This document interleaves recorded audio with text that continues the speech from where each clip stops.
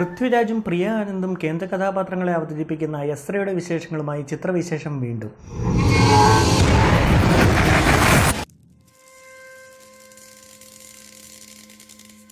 പ്രേതബാധയും ബാധയൊഴിപ്പിക്കലുമൊന്നും മലയാള സിനിമയിൽ പുതുമയുള്ള സംഗതികളല്ല. പക്ഷേ എസ്രയിൽ പ്രേതം യഹൂദനാണ്. സ്വാഭാവികമായും ഉച്ചാടനത്തിനെത്തുന്ന മന്ത്രവാദിയും യഹൂദനാവണമല്ലോ. മാത്രമല്ല ഉച്ചാടനമായി കാണിക്കുന്ന പരിപാടികൾക്കും വേണമൊരു ജൂതത്വം. അങ്ങനെ മൊത്തത്തിൽ സംഗതികളൊക്കെ ഒന്ന് മാറ്റിപ്പിടിച്ചാണ് ജയകൃഷ്ണൻ അഥവാ ജയ്ക്ക് എസ്ര എന്ന പ്രേത സിനിമയുമായി എത്തുന്നത്. അടുത്തിറങ്ങിയ ചില ഇംഗ്ലീഷ് സിനിമകളുടെ പൊതുരീതികളിൽ നിന്നും ചെറുതല്ലാത്ത പ്രചോദനം സിനിമയ്ക്കുള്ളപ്പോഴും അതൊരു ഈച്ചക്കോപ്പിയാവാതെ തീർക്കാൻ അണിയറ പ്രവർത്തകർക്ക് കഴിഞ്ഞിട്ടുണ്ട്. അതിനാൽ തന്നെ പൃഥ്വിരാജും പ്രിയ ആനന്ദും മുഖ്യവേഷത്തിലെത്തുന്ന ഈ ചിത്രത്തിന് കുറച്ചു നാളൊക്കെ തിയേറ്റർ ഒഴിയാതെ നിൽക്കാനാവുമെന്ന് കരുതാം. ഫാസിലിൻ്റെ മണിച്ചിത്രത്താഴിൽ നായികയ്ക്ക് തുറക്കാനുണ്ടായിരുന്നത് പൂട്ടിയിട്ടൊരു അകപ്പുരയാണെങ്കിൽ ഇവിടെയുള്ളത് ഒരു ഡിബുക്ക് പേടകമാണ്. അതിനുള്ളിലെ ബാധയ്ക്കുമുണ്ടൊരു പ്രണയനഷ്ടത്തിൻ്റെയും ജീവിച്ചിരുന്നപ്പോൾ നേരിട്ട ക്രൂരതയുടെയും കഥ പറയാൻ.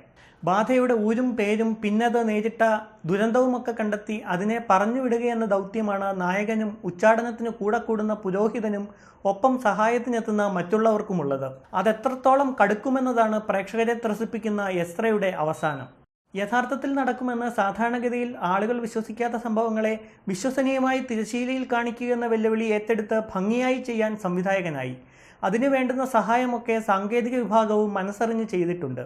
കളർ ഗ്രേഡിങ്ങിൽ സ്ഥിരത കണ്ടില്ലെങ്കിലും ജൂതന്മാർ സജീവമായിരുന്ന ഭൂതകാലം തെളിമയോടെ ആവിഷ്കരിച്ചത് ഭംഗിയായി.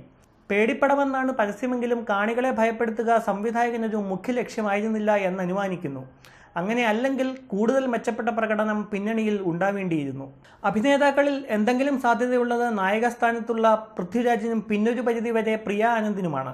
ഇവരിരുവരും തങ്ങളുടെ ഭാഗം അധികം പരിക്കില്ലാതെ ചെയ്തിട്ടുണ്ട്. ടൊവിനോ തോമസ്, സുദേവ് നായർ, സുജിത് ശങ്കർ, വിജയരാഘവൻ ഇവർക്കൊന്നും നായകനെ ചുറ്റിപ്പറ്റി കാര്യം കഴിക്കുക എന്നതിനപ്പുറം ഒരു റോളില്ല. മറ്റൊരർത്ഥത്തിൽ ഇവരാരും അഭിനയിച്ച് തകർക്കാത്തതാണ് സിനിമയെ സംബന്ധിച്ചിടത്തോളം ഗുണകരമായത്. ചുരുക്കത്തിൽ ഹൊറർ ത്രില്ലർ ചിത്രങ്ങളുടെ ആരാധകർക്ക് തീർച്ചയായും എസ്രയ്ക്കു ടിക്കറ്റ് എടുക്കാം. നിരാശപ്പെടേണ്ടി വരില്ലെന്ന് കട്ടായം. ഇത്തരം ചിത്രങ്ങളോട് പ്രത്യേകിച്ചൊരു മമതയില്ലാത്തവർക്ക് ഒരുപക്ഷെ പിടിച്ചില്ലെന്നും വരാം. അത്തരക്കാർ കണ്ടു തന്നെ തീരുമാനിക്കുക.